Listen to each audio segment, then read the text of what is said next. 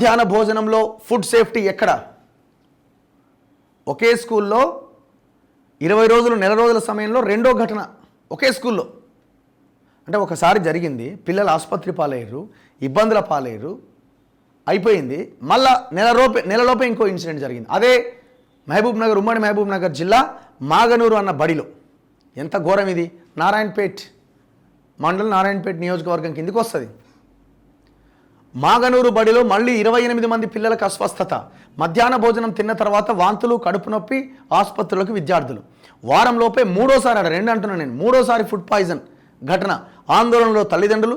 భోజనంలో తేడా లేదు, బేకరీలోని పదార్థాలు తినడం వల్లే. కలెక్టర్ సిక్తా పట్నాయక్. ఎందుకు తింటున్నారు బేకరీల్లో? ఎవరు మరి ఆ బేకరీని మూసేసిరా? ఆ బేకరీ ఫుడ్ని ఏమైనా టెస్ట్ చేసిరా?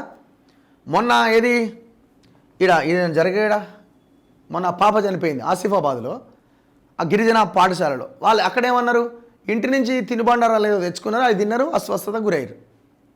అంటారు ఇప్పుడు బేకరీ మీద పెట్టిరు. ఇప్పుడు అసలు ఫస్ట్ మీరు పెడుతున్న భోజనం సరిగ్గా ఉందా లేదా చెక్ చేయండి. శాంపిల్స్ తీసుకున్నారా?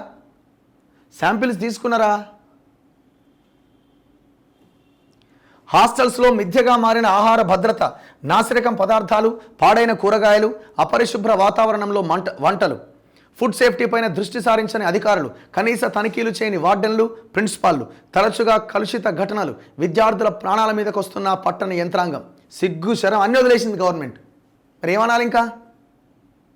అరే పిల్లలకి భోజనం పెట్టలేని గవర్నమెంట్ ఉంటే ఎంత, ఊడితే ఎంత? 10 ఏళ్ళుగా మేము ఇదే విషయం చెప్పినాం.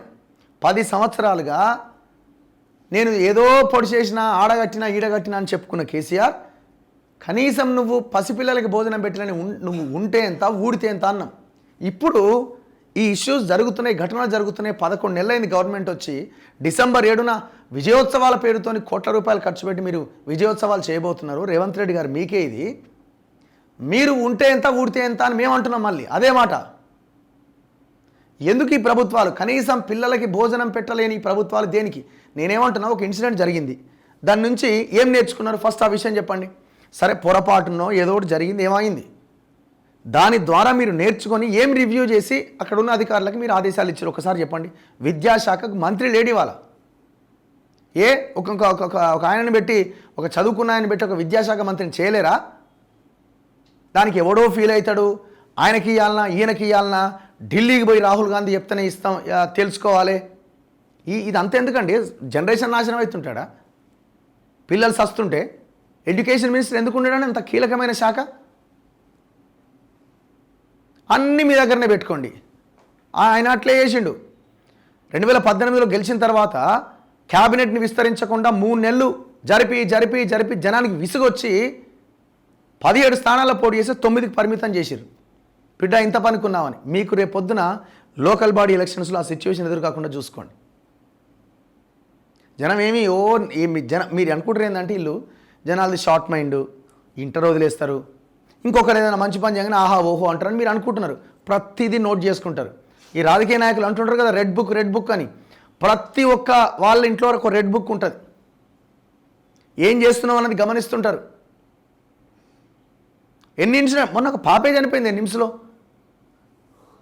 మొన్న ఆసిఫాబాద్కి చెందిన ఒక పాపే చనిపోయింది. అరే ఎంత ఘోరం ఇది! తెలంగాణ వస్తే పిల్లల జీవితాలు బాగుపడతాయి, కనీసం భోజనం కూడా పెట్టరండి ప్రభుత్వాలు. దేనికండి? పనికిమాలిన ప్రభుత్వాలు.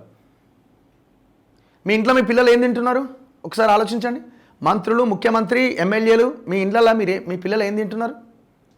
ఇదే భోజనం మీరు తినేది?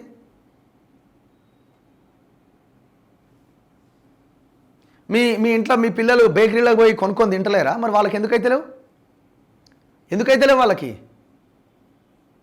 తినుబండారాలు తెచ్చుకుని అవి తింటానంటే ఫుడ్ పాయిజన్ అయిందట. ఏముంటాయి తినుబండారాలు? పేదోళ్ళు ఇళ్ళలో చేసే ఏముంటాయి? పండుగకు పోతే ఆ మురుకులు అవి ఉంటాయి. దానివల్ల అవి తింటే ఏమన్నా మొత్తం పోయి ప్రాణాలే పోతాయా? ఫస్ట్ థింగ్ ఏంటంటే అక్కడ కలుషితమైన వాతావరణాలు ఉన్నాయి హాస్టల్స్లో. ఒక రివ్యూ లేదే. మూసి మీద రివ్యూ చేద్దామంటే రెడీ అమ్మ మొత్తం రౌండ్ టేబుల్లు, పెద్ద పెద్ద మీటింగ్లు, కార్పొరేట్స్, పెట్టుబడిదారులు, వీళ్ళంతా.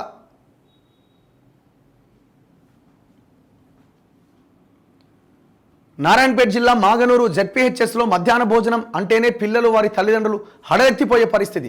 ఆ బడిలో ఆహారం విద్యార్థులకు మళ్ళీ అస్వస్థత పాలు చేసింది. ఫలితంగా విద్యార్థుల ఆరోగ్యం పైన వారి తల్లిదండ్రుల్లో తీవ్ర ఆందోళన నెలకొంది.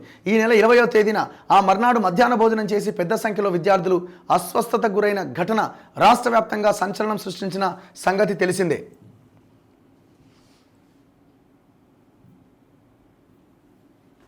స్పందించిన సర్కార్ డీఈఓ సహా పలువురిని సస్పెండ్ చేసింది. అప్పటి నుంచి ఇప్పటి వరకు ఉన్నతాధికారుల పర్యవేక్షణలోనే పిల్లలకు మధ్యాహ్న భోజనాన్ని పెడుతున్నారు. అయితే వారంలోపే తాజాగా మంగళవారం సాంబార్తో మధ్యాహ్న భోజనం చేసిన 28 మంది విద్యార్థులు అస్వస్థతకు గురయ్యారు. తిన్నాక విద్యార్థుల్లో కొందరు వాంతులు చేసుకుంటే ఇంకొందరు కడుపు నొప్పితో బాధపడ్డారు.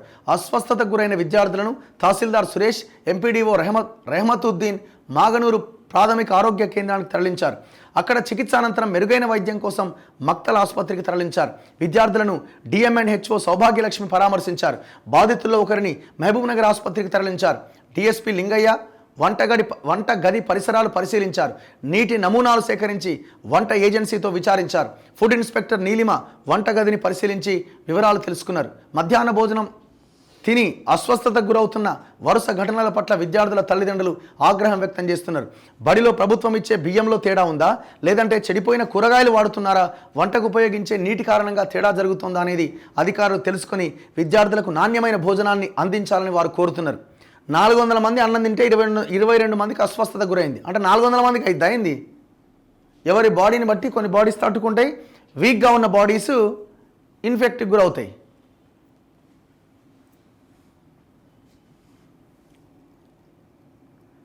ఏందట, మధ్యాహ్న భోజనం తినడం వల్ల కాదట. వారు భోజనానికి ముందు 14 చోట్ల వివిధ దుకాణాలు, బేకరీల్లో తినుబండారాలు కొనుక్కొని తిన్నారట. మంగళవారం అధికారులు స్థానిక విలేకరులతో కలిసి అక్కడే భోజనం చేసిరట. అస్వస్థతకు గురైన 22 మంది పిల్లల్లో ఒకరికి శ్వాస సంబంధిత ఇబ్బంది తలెత్తగా మహబూబ్నగర్ ఆసుపత్రికి పంపించారట. ఇప్పుడు ఆ బేకరీ దగ్గర పోయి కొనుక్కున్నారమ్మా. విచారణ చేయండి మీరు. కలెక్టర్ గారు, ఏం పేరు ఆమె పేరు, బేకరీ దగ్గర పోయి కొనుక్కున్నారు కదా. 22 మంది పిల్లలే 14 చోట్ల కొనుక్కున్నారు. ఆ 14 చోట్ల ఓన్లీ హాస్టల్ పిల్లలే పోయిరా? ఆ ఊర్లో ఉన్న పిల్లలు వేరే వాళ్ళు ఎవరు కొనుక్కొని తినలేదా? మరి వాళ్ళకు కూడా ఇట్లనే అయిందా?